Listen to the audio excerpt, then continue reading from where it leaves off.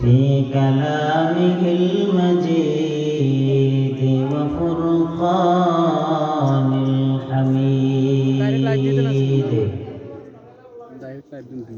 أعوذ بالله من الشيطان الرجيم بسم الله الرحمن الرحيم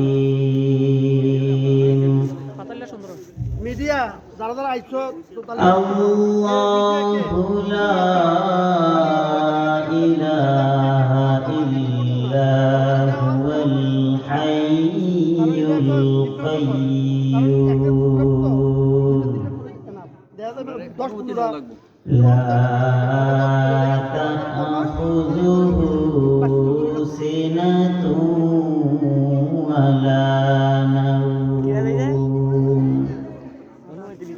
إلى آخر الآية. وقال النبي صلى الله عليه وآله وسلم من قرأ آية الكرسي دبر كل صلاة مكتوبة لم يمنعه من دخول الجنة إلا الموت أو كما قال النبي عليه الصلاة والسلام. صدق الله مولانا العظيم وصدق رسوله النبي الأمي الكريم ونحن على ذلك لمن الشاهدين والشاكرين والذاكرين والحمد لله رب العالمين.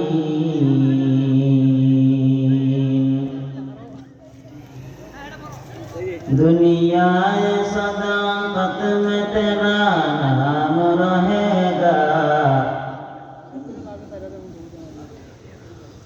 दुनिया सदाकत में तेरा नाम रहेगा, है सिद्दीक तेरा नाम से इस्लाम रहेगा, है सिद्दीक तेरा नाम से इस्लाम रहेगा। दुनिया अदालत में तेरा नाम रहेगा, दुनिया अदालत में तेरा नाम रहेगा, है उमर तेरा नाम से इस्लाम रहेगा, है उमर तेरा नाम से इस्लाम रहेगा। दुनिया सखावत में तेरा नाम रहेगा, दुनिया सखावत में तेरा नाम रहेगा, है उस्मान तेरा नाम से इस्लाम रहेगा, है उस्मान तेरा नाम से इस्लाम रहेगा। दुनिया शुजाअत में तेरा नाम रहेगा, दुनिया शुजाअत में तेरा नाम रहेगा, है अली तेरा नाम से इस्लाम रहेगा, है अली तेरा नाम से इस्लाम रहेगा। अल्हम्दुलिल्लाह।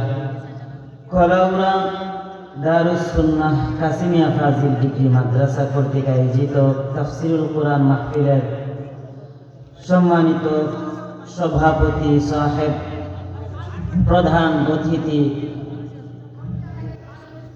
বিশেষ অতিথিবৃন্দ, জাতির মাথার মুকুট ওয়ারাসাতুল আম্বিয়া হযরত উলামায়ে কেরাম, দূর দূরান্ত থেকে আগত আল্লাহ রাব্বুল ইজ্জতুল জালালের আশিকিন, শাকিরিন, যাকিরিন, মুহিব্বিন, মুরব্বিয়ান, আওয়াম, কলিজার টুকরা যুবক ভাইরা, ছোট ছোট কচিকাচা সোনামণিরা, পর্দার আড়ালে অবস্থানরত আছেন আমার অত্যন্ত শ্রদ্ধেয়া সম্মানিতা মা ও বোনেরা।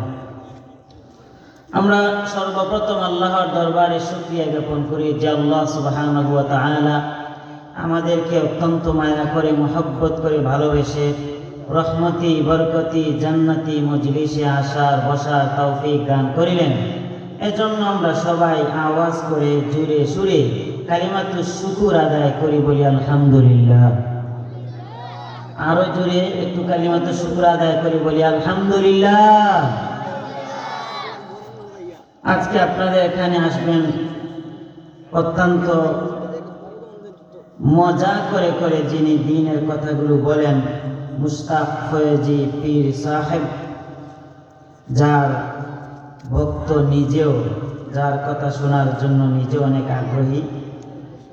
তারপর কথা বলবেন আমার প্রাণপ্রিয় উস্তাজে মুহতারাম, আমাদের উত্তর সুরমার, আমাদের মাথার মুকুট, আমাদের মুরব্বী, এই উত্তর সুরমার প্রাণপ্রিয় আলোচক, প্রত্যেকটা স্টেজ যার নামে, যার আলোচনায় মুখরিত হয়, আলহাজ হযরত মাওলানা আব্দুস সত্তার সাহেব দামাত বারাকাতুহুম, বারাকাল্লাহু ফি হায়াতিহি ওয়া ইলমিহি ওয়া আমালিহি ওয়া লিসানিহি, সকলে বলুন আমিন। আমি আপনাদের সামনে অল্প কিছুক্ষণ কথা বলবো। যতক্ষণ কথা বলবো আল্লাহ সুবহানাহু ওয়া তাআলা আমার জবান থেকে যেন উপকারী কিছু কথা বাহির করেন, যেগুলোর মাধ্যমে আমি নিজে উপকৃত হই, আপনারাও উপকৃত হন, আপনারাও যাতে আমল করতে পারেন। মহান আল্লাহ তৌফিক দান করুন, সকলে বলুন আমিন। আমি আপনাদের সামনে কুরআনে কারীমের সবচেয়ে শ্রেষ্ঠ আয়াত আয়াতুল কুরসি, সবচেয়ে শ্রেষ্ঠ আয়াত আয়াতুল কুরসি, এই আয়াতের প্রথম দিকের অংশ তিলাওয়াত করেছি। কুরআনে কারীমের মধ্যে যত আয়াত আছে সবচেয়ে শ্রেষ্ঠ আয়াত আয়াতুল কুরসি, বলেন সুবহানাল্লাহ। একটু জবান খুলেন ভাই, এটা তো আল্লাহর বাগানে বসছেন, আল্লাহর মজলিসে বসছেন, জবানটা একটু নাড়াইয়া আওয়াজ করিয়েন। এটা দুনিয়ার কোন মজলিস নয়, এটা জান্নাতি মজলিস। যতক্ষণ বসা থাকবেন ফেরেশতারা আপনাদেরকে ব্যারিকেড দিয়ে রাখবে। আপনাদের মান মর্যাদা অনেক বেশি, এই মজলিসের অনেক দাম। দুনিয়ার কোনো কনফারেন্স, দুনিয়ার কোনো স্টেজ, দুনিয়ার কোনো সভা, কোনো আয়োজন এমন নাই যেই সভার চতুর্দিকে ফেরেশতারা ব্যারিকেড দেয়, কিন্তু কুরআনের মজলিসের এত দাম, এত ফজিলত, চতুর্দিকে ফেরেশতারা ব্যারিকেড দেয়। আপনাদের ইতিপূর্বে ফেরেশতারা ব্যারিকেড দিয়ে আছে, আপনাদের মাহাত্ম্য মর্যাদা কত বেশি নিজেরাই ফিকির করেন। যেহেতু আল্লাহর মজলিসে বসেই গেছেন, সেহেতু একটু জোরে সুরে আওয়াজ করবেন, পারবেন না ইনশাআল্লাহ? খেয়াল করেন, এই আয়াত শ্রেষ্ঠ আয়াত। সূরা ফাতিহার পরের সূরা সূরা বাকারা, এই সূরাটি কুরআন শরীফের সবচেয়ে বড় সূরা, বৃহৎ সূরা। এজন্যই এই সূরা সর্বপ্রথম স্থান পেয়েছে।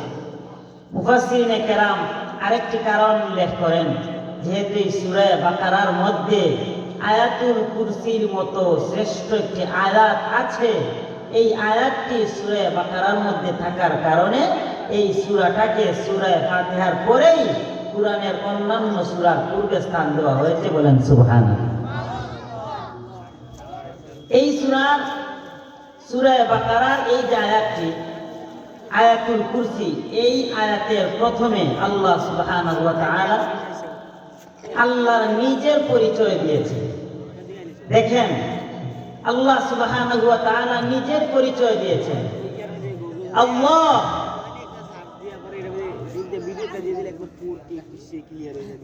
আল্লাহ তিনি, যিনি ছাড়া আর কোনো ইলাহ নাই, যিনি ছাড়া আর কোনো মাবুদ নাই। আল্লাহ সুবহানাহু ওয়া তাআলা সর্বপ্রথম ওনার নিজের পরিচয়টা দিলেন। এই আল্লাহ হচ্ছে আল্লাহর জাতি নাম। আল্লাহর গুণবাচক নাম আছে অনেকগুলো। হাবিবে রাসূল পয়গম্বরে আরবিরও মূল নাম আছে মুহাম্মদ, গুণবাচক নাম আছে অনেকগুলো। আমাদেরও মূল নাম থাকে, গুণবাচক নাম থাকে। প্রত্যেকটা মানুষের মূল নাম একটা আছে। পক্ষান্তরে এই মানুষটা যখন মাদ্রাসার বারান্দায় যায়, এক পর্যায়ে তাকে অনেকে হাফিজ সাহেব বলে, অনেকে মাওলানা সাহেব বলে, অনেকে মেসাব বলে।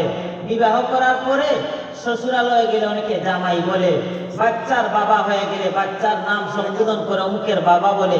এরকম ভাবে মূল নাম ছাড়া যত নামে সম্বোধন করা হয় এগুলোকে বলা হয় গুণবাচক নাম। আল্লাহ সুবহানাহু ওয়া তাআলা প্রথমে উনার মূল নাম জাতি নামটি আনলেন। এই আল্লাহ সুবহানাহু ওয়া তাআলা জাতি নামটি আনিয়া তারপরে আল্লাহ সুবহানাহু ওয়া তাআলা বলেন, আমি আল্লাহ তো এমন আল্লাহ যেই আল্লাহর সাথে আর সমকক্ষ কেউ নাই, যেই আল্লাহর সমকক্ষ কেউ নাই, ইবাদত পাওয়ার উপযুক্ত আমি আল্লাহ ছাড়া কেউ নাই। এক আল্লাহ আমি আল্লাহর গোলামি করতে হবে, আমি আল্লাহর দাসত্ব করতে হবে। আমি আল্লাহর গোলামি ছাড়িয়া, আমি আল্লাহর দাসত্ব ছাড়িয়া দুনিয়ার কারো কাছে মাথা নত করা যাবে না, দুনিয়ার আর কাউকে সেজদা করা যাবে না। সেজদা করতে হবে একজনকে। জুড়ে বলেন তিনি কে? আর জুড়ে বলেন কে? আপনাদের মুখ দিয়ে আওয়াজ আসে না ভাই, কথা বল। আমাদেরকে কে শিখতে দিয়েছেন? কথা বলেন না কে? বলেন না কে? আল্লাহ। আল্লাহ নিজেও বলেন, খালাকাল ইনসানা আল্লামাহুল বায়ান।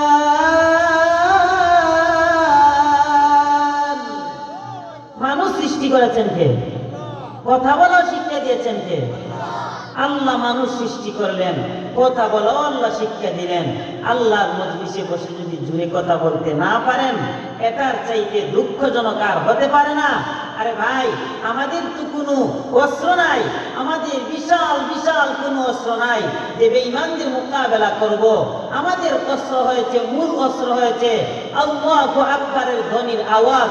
আল্লাহু আকবারের ধ্বনির আওয়াজ যখন আমরা দেই, তখন বেঈমানদের মসনদ কাঁপে। এখানে বসে আল্লাহু আকবারের ধ্বনি দেয়, দিল্লির মসনদ কাঁপে। এখানে বসে আল্লাহু আকবারের ধ্বনি দেয়, ইসরায়েলের মসনদ কাঁপে। এজন্য আমার ভাইয়েরা, শুধু ওয়াজের মঞ্চ নয়, একটা রাজনীতির মঞ্চ যদি হয়, সেখানের মধ্যেও কোন নেতার নামে স্লোগান চলবে না, সেখানের মধ্যেও স্লোগান চলবে এক আল্লাহর নামে। আল্লাহু আকবারের ধ্বনি যেখানেই চলবে, সেখানের মধ্যে কোনো বেঈমান টিকে থাকতে পারবে না। বেঈমানদের মসনদ আল্লাহু আকবারের ধ্বনির মাধ্যমে কাঁপতে থাকবে।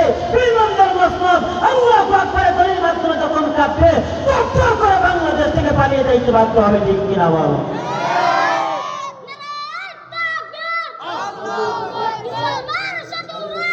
ভাইয়েরা আমার, শুনেন, আল্লাহু আকবারের অনেক পাওয়ার। আপনি এখানে বসে আল্লাহু আকবারের ধ্বনি দিবেন, আপনার আওয়াজ যতটুকু পরিমাণ জায়গায় যাবে, এর ভিতরে কোন শয়তান টিকে থাকতে পারবে না। বলেন তো দিকে একবার আল্লাহু আকবার। হয় নাই, হয় নাই। আর একটু শরীরকে নাড়াচাড়া দেন, একটু জুড়ে বলেন আল্লাহু আকবার। অনেক পাওয়ার। হাদিসের রিওয়ায়াত, সামনের দিকে দৌড়ায়, পিছনের রাস্তা দিয়ে বাতাস বাহির করে। তাহলে কিসের জন্য আল্লাহু আকবারের ধ্বনি দিবেন না? বিগত বছর তো এমন গিয়েছে, বিগত 16টি বছর এমন গিয়েছে, জালিম শাসকের তত্ত্বাবধানে আমরা ছিলাম। আমাদের অসংখ্য আলিমেরা তাদের নির্যাতনের শিকার হয়েছেন, অসংখ্য মানুষ নির্যাতনের শিকার হয়েছে। আমরা যখন কোরআনের মজলিস সাজাইতে চেয়েছি, আমাদেরকে নালিশ দিয়েছে, অমুক বক্তা আনা যাবে, অমুক বক্তাকে আনা যাবে না। কোরআনের মজলিসে আল্লাহু আকবারের ধ্বনি চলবে না। কিসের জন্য আল্লাহু আকবারের ধ্বনি চলবে না? এটাই সুস্পষ্ট প্রমাণ।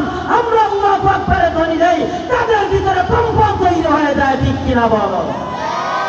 এজন্য আমরা আল্লাহু আকবারের ধ্বনি দিব। আমাদের আওয়াজ যদি তাদের ভিতরে আতঙ্ক তৈরি করে, তাহলে কিসের জন্য আওয়াজ দিব না? আবার জুড়ে বলেন তো একবার আল্লাহু আকবার। আরেকটু খেয়াল করেন, আল্লাহ রাসূল যুদ্ধের ময়দান থেকে ফিরে আসছেন। রাসূল একটি ছায়াদর গাছের নিচে আল্লাহ রাসূল বিশ্রাম নিচ্ছেন। তলোয়ারটি একটি গাছের উপরে আল্লাহ রাসূল এরকম টাঙ্গিয়ে রাখলেন। হঠাৎ একটা বেঈমান ইহুদি চিন্তা করলো এই যায় সুযোগ মুহাম্মদকে হত্যা করার। বলেন নাউজুবিল্লাহ। এই যায় সুযোগ মুহাম্মদকে হত্যা করার। তলোয়ারটি হাতে নিছে। তলোয়ারটি হাতে নিয়ে আল্লাহর রাসূলকে বলে, এই মুহূর্তে তোমাকে আমি কতল করব, হত্যা করব, তোমাকে বাঁচাবে কে? যেই মাত্র আল্লাহর রাসূলকে বলল আপনাকে বাঁচাবে কে, আল্লাহর রাসূল একটা মাত্র আওয়াজ করলেন, আল্লাহু আকবার। যেই মাত্র আল্লাহর রাসূল বললেন আল্লাহ, আল্লাহ নামটি বলার সাথে সাথে এই ইহুদির শরীরে কম্পন তৈরি হয়ে গেছে। কাঁপতে কাঁপতে কাঁপতে কাঁপতে হাত থেকে তরবারিটা নিচে পড়ে গেছে। না আপনারা তো ওরা গাছ বানালা না, আপনার চিন্তা করে আমরা গাঁও ছেলে মাদ্রাসা ছাত্র সুবহানাল্লাহ জুড়ে ভাই কিতা করতাম সুবহানাল্লাহ। এই জায়গা থেকে আমি কি মেসেজ দিতে চাই? আল্লাহু আকবারের এত পাওয়ার, আল্লাহু আকবারের এত পাওয়ার। এই যে ইসরায়েল যে দেশগুলো, এগুলো আমাদেরকে নিয়ে গবেষণা করে যে ওদের কোনো অস্ত্র নাই, ওদের কোনো বড় হামান নাই, বিমান নাই, ওরা আমাদের বিরুদ্ধে কিভাবে প্রতিবাদ করে, আমরা ওদের সাথে কিসের জন্য পেরে উঠতে পারি না। তাদের গবেষণা অনুযায়ী এই যে আমরা আল্লাহু আকবারের ধ্বনি দেই, জন্মের পরেও আমাদের ডান কানে আযান বাম কানে কামড় ঢুকেছে। এটার এত বেশি পাওয়ার, এটার এত বেশি পাওয়ার। আমরা যখন বড় হই, বড় হওয়ার পরে যখন কোন ইসলাম বিদ্বেষী কথা শুনি, যখন কোন নবী বিদ্বেষী কথা শুনি, তখন আমাদের আল্লাহকে নিয়ে কেউ কটূক্তি করে, তখন আমরা কেউ টিকে থাকতে পারি না।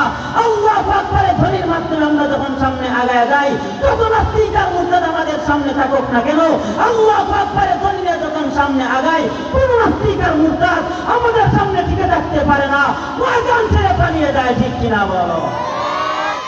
এত পাওয়ার, আল্লাহু আকবারের এত পাওয়ার। এজন্য ভাই একটা আওয়াজ করবেন, আমাদের আওয়াজটাই আমাদের মূল সম্বল। পারবেন না ইনশাআল্লাহ? শুনেন, এই আয়াতের শুরুতে আল্লাহ সুবহানাহু ওয়া তাআলা আল্লাহর নিজের পরিচয়টা দিলেন। আল্লাহ বলেন, আল্লাহু লা ইলাহা ইল্লা হুয়াল হাইয়ুল কাইয়্যুম। আল্লাহ রাব্বুল আলামিন বলেন, আল্লাহ তো তিনি যিনি ছাড়া আর কোনো ইলাহ নাই, যিনি ছাড়া আর কোনো মাবুদ নাই। তিনি হয়েছেন হাই, তিনি হয়েছেন চিরঞ্জীব, যার কোনো মৃত নাই। তিনি হয়েছেন কাইয়্যুম, তিনি হয়েছেন চিরস্থায়ী। আমার আল্লাহর কোনো ক্ষয় নাই, লয় নাই। আমার আল্লাহ চিরঞ্জীব, আমার আল্লাহর কোনো মৃত নাই। আমার আল্লাহ বলেন তিনি যিনি ছাড়া আর কোনো ইলাহ নাই। এই আয়াতের মাধ্যমে আমার আল্লাহ দুনিয়াবাসীকে একটা মেসেজ দিতে চায়, ও দুনিয়ার মানুষ, এই দুনিয়ার মধ্যে তোমরা এক আল্লাহর গোলামি করবা, এক আল্লাহ ছাড়া আর কারো গোলামি চলবে না। কারণ আমি আল্লাহ তোমাদেরকে বানাইলাম, এত গোলামি যদি চলে একমাত্র আমি আল্লাহর চলবে, আল্লাহ ছাড়া আর জমিনের মধ্যে কারো গোলামি চলবে না। যদি আল্লাহ ছাড়া আমরা আর কারো কাছে মাথা নত করি, তাহলে এটা শিরিক হয়ে যাবে। আর যারা শিরিক করে তারা মুশরিক হয়ে যায়। এজন্য আল্লাহ ছাড়া আর কারো কাছে মাথা নত করা যাবে না, যাবে না। আল্লাহ সর্বপ্রথম আমার আল্লাহর নিজের পরিচয়টা দে। কারণ আমার ভাইয়েরা, যদি আমরা একজনের গোলামি করতে হয়, যদি আমরা একজনকে মানতে হয়, তাহলে তার পরিচয়টা জানতে হয়। যে তাকে চিনে সে তাকে মানে, যে তাকে চিনে না সে তাকে মানে না। আমার আল্লাহর গোলামি যেহেতু করব, আমার আল্লাহর পরিচয় অবশ্যই জানার দরকার আছে। যখন আমরা আল্লাহর পরিচয়টা পেয়ে যাব, আল্লাহর গোলামি করতে সহজ হয়ে যাবে। এখন আল্লাহকে কিভাবে চিনব, আমার আল্লাহর পরিচয়টা কিভাবে পাইব? আমার মায়ার নবী হাদিসে বলেন, তাফাক্কারু ফি খালকিল্লাহ ওয়া লা তাতাফাক্কারু ফিল্লাহ ফাইন্নাকুম লান তাকদিরু কদরা। আমার মায়ার নবী বলেন, ও দুনিয়ার উম্মতেরা, তাফাক্কারু ফি খালকিল্লাহ, তোমরা আল্লাহর সৃষ্টি জগৎ নিয়ে গবেষণা করো। ওয়ালা তাতাফাক্কারু ফিল্লাহ, আল্লাহকে নিয়ে ফিকির করো না, আল্লাহকে নিয়ে চিন্তা করো না। যখন তোমরা আল্লাহর সৃষ্টি জগৎ নিয়ে চিন্তা করবা, অটোমেটিকলি আল্লাহর পরিচয় পেয়ে যাইবা। আল্লাহর পরিচয় যখন পাইবা, ওই আল্লাহর গোলামি করতে আমাদের জন্য সহজ হয়ে যাবে। এজন্য আমার আল্লাহ সর্বপ্রথম আল্লাহ নিজের পরিচয়টা দেয়। আমার আল্লাহ বলেন আল্লাহু লা ইলাহা, আল্লাহ হয়েছেন তিনি, যিনি ছাড়া আর কোনো ইলাহ নাই, যিনি ছাড়া আর কোনো মাবুদ নাই। এত জমিনের মধ্যে গোলামি চলবে একজনের, আওয়াজ করে বলেন তিনি কে? আর জুড়ে বলো তিনি কে?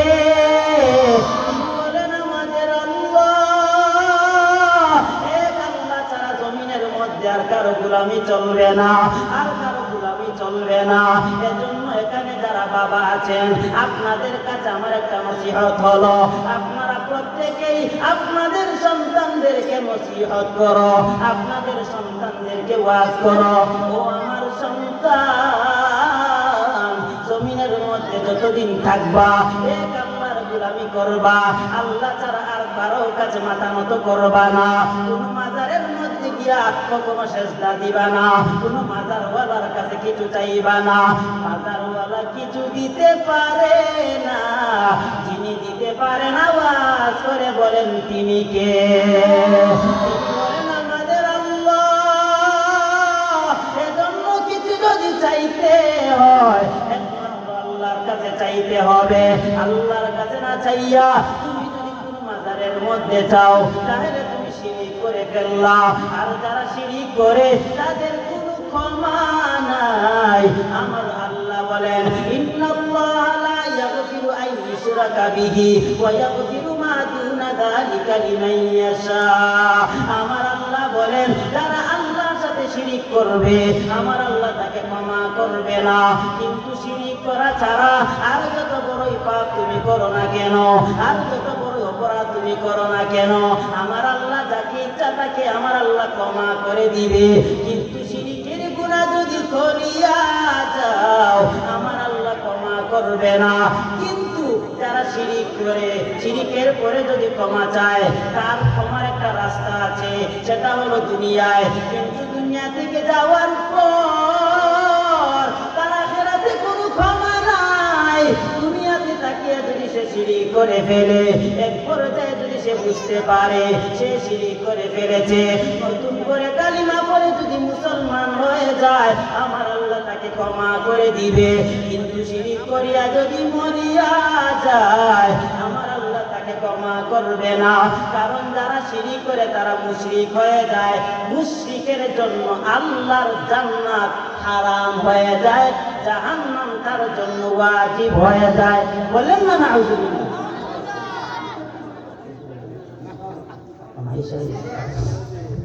ভাই খুব খেয়াল করেন, যদি শিরক করে, দুনিয়াতে যদি কেউ শিরক করে, মনে করেন শয়তানের ধোঁকায় পড়িয়ে একটা মাজারে সেজদা দিয়ে দিছে না বুঝিয়ে, মাজারে সেজদা দেওয়ার কারণে এই লোকটা শিরক করেছে। আর শিরক করলে মুশরিক হয়।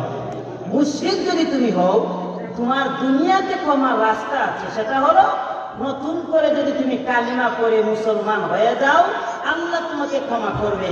কারণ মুশরিকরা কালিমা পড়লে তো মুসলমান হয়ে যায়, ইমানদার হয়ে যায়, আপনি ক্ষমা পাইবেন দুনিয়ায়। কিন্তু শিরক করে যদি আপনি মারা যান, আপনার আর কোনো ক্ষমা নাই।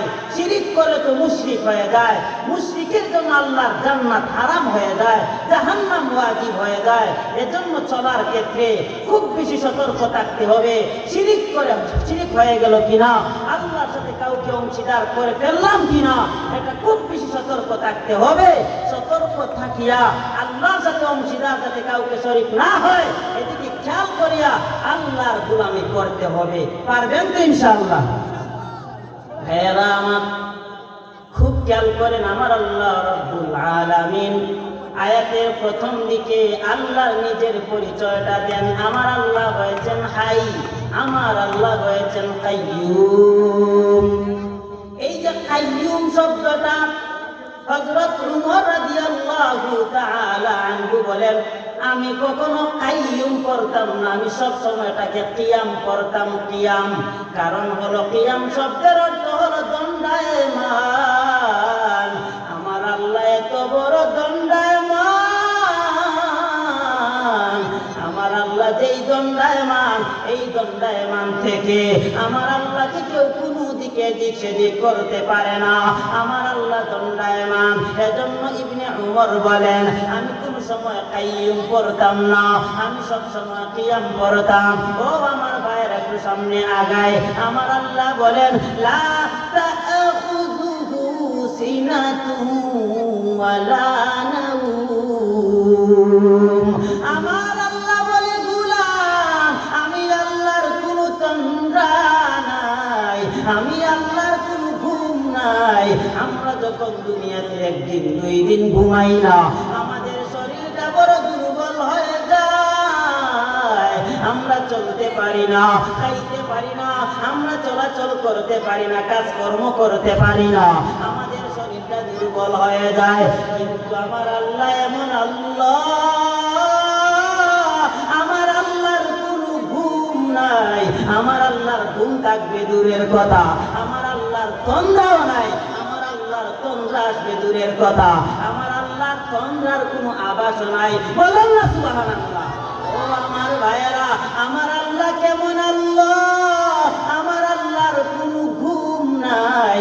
তাফসীর ইবনে কাসীরের মধ্যে বর্ণনা করা হয়, হযরত মুসা পয়গম্বর একদিন ফেরেশতাদেরকে প্রশ্ন করে, ও ফেরেশতাদের দল,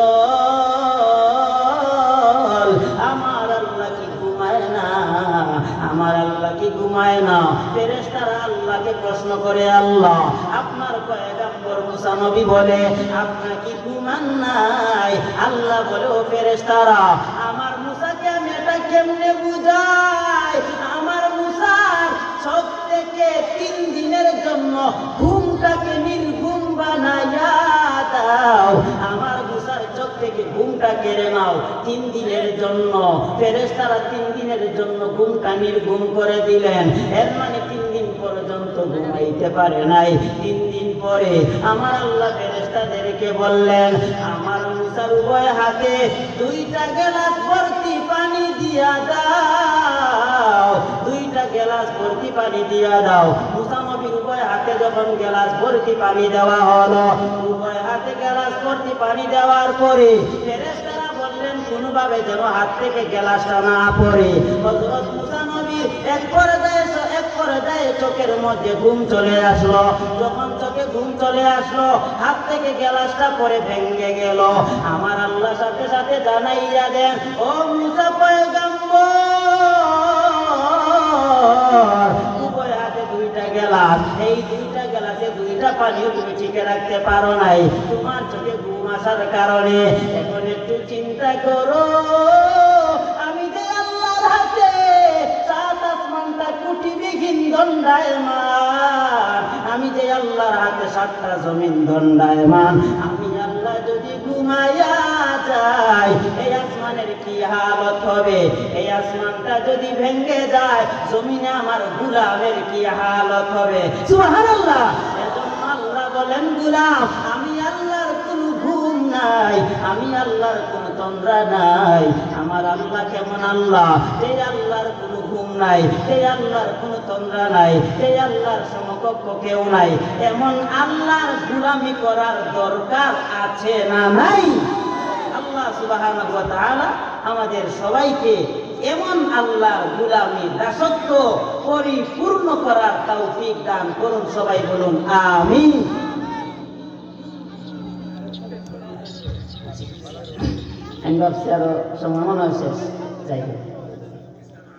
শুনেন, এজন্য আল্লাহর গোলামি করা, আল্লাহ সুবহানাহু ওয়া তাআলা এই আয়াতুল কুরসির যে এত মাহাত্ম্য, এত মর্যাদা, কিসের জন্য? এই কমপ্লিট একটা আয়াতের মধ্যে আল্লাহর পরিচয় আল্লাহ তুলে ধরেছেন, এজন্যই এত শ্রেষ্ঠত্ব। বলেন না সুবহানাল্লাহ। কেমন মর্যাদা দেখেন। আল্লাহ রাসূল হাদিসের মধ্যে বলেন, মান ক্বারাআ আয়াতাল কুরসি দুবুরা কুল্লি সালাতিন মাকতুবা যে ব্যক্তি আয়াতুল কুরসির উপর আমল করবে প্রত্যেক ফরজ নামাজের পরে, লাম ইয়ামনাউহু, তাকে কোনো জিনিস বাধা দিতে পারবে না, মিন দুখুলিল জান্নাতি, জান্নাতে প্রবেশ করা হতে, ইল্লাল মাউত, মৃত্যু ব্যতীত। এর মানে মৃত্যুবরণ করবা শুধু আল্লাহর তৈরি জান্নাতে ঢুকে যাওয়া। সুবহানাল্লাহ।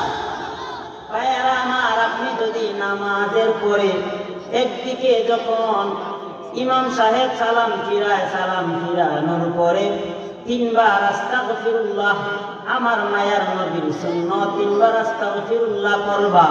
এরপরে আপনি আয়াতুল কুরসিটা পড়ে নিবা। এই আয়াতুল কুরসি যদি সব সময় আমল করতে পারো, সব সময় আপনি আমল করে যাইবা, মৃত্যুবরণ করবা শুধু আল্লাহর তৈরি জান্নাতে ঢুকে যাইবা। আপনি বলবা, হুজুর কবরের মধ্যে যাওয়ার পর যদি জান্নাত পাওয়া যায় তাহলে তো অনেক গাঠি এখনো বাকি আছে, কবরের গাঠি, হাসরের গাঠি, হিসাব নিকাশের গাঠি, ফুলসিরাতের গাঠি, তারপরে না জান্নাতে যাওয়া হয়। তাহলে কবরে যাওয়ার সাথে সাথে কিভাবে জান্নাতে যাওয়া যায়? ভিন্ন হাদিসের দিকে লক্ষ্য করেন। আমার মায়ার নবী বলেন, উম্মতকে যখন কবরের মধ্যে রাখা হবে, ফেরেশতারা কবরের মধ্যে চলে আসবে, তিনটা প্রশ্ন করবে। এক নাম্বার প্রশ্ন, তোমার রবের পরিচয় দাও। দুই নাম্বার প্রশ্ন, তোমার ধর্মের পরিচয় দাও। তিন নাম্বার প্রশ্ন, তোমার নবীর পরিচয় দাও। এইটাকে তোমাদের কাছে প্রেরণ করা হয়েছিল, তার পরিচয়টা দাও। যদি তিন প্রশ্নের জবাব দিতে পারো, সাথে সাথে আকাশ থেকে একজন ঘোষণাকারী ঘোষণা করবে, ফায়ুনাদি মুনাদিম মিনাস সামা, আকাশ থেকে ঘোষণাকারী ঘোষণা করবে, আনসাদাকা বিদি, আমার বান্দা সত্য বলেছে, ফাআফরিশু মিনাল জান্নাহ ওয়া আলবিসু মিনাল জান্নাহ ওয়াফতাহু লাহু বাবান ইলাল জান্নাহ। আকাশ থেকে ঘোষণাকারী ঘোষণা করবে, আমার বান্দা সত্য বলেছে, আমার বান্দার কবর হতে, আমার বান্দার কবরের মধ্যে জান্নাতের বিছানাটা বিছাইয়া দাও, আমার বান্দার কবরের মধ্যে জান্নাতের পোশাক পরিধান করাইয়া দাও। সুবহানাল্লাহ। ফাআফরিশু মিনাল জান্নাহ ওয়া আলবিসু মিনাল জান্নাহ, জান্নাতের লেবাস পরিধান করাইয়া দাও। ওয়াফতাহু লাহু বাবান ইলাল জান্নাহ, কবর থেকে জান্নাতের দরজাটা খুলে দাও। কবরে তাকিয়া সরাসরি জান্নাতটা সচক্ষে দেখতে পারবে। এজন্য ভাই, এই আয়াতুল কুরসির উপর সবসময় আমল করবেন। এই একটা আমলের কথাই আমি আপনাদেরকে বলে গেলাম। যদি এই একটা আয়াতের উপরে সবসময় আমল করতে পারেন, 5 ওয়াক্ত ফরজ নামাজের পরে ভাবিয়েন না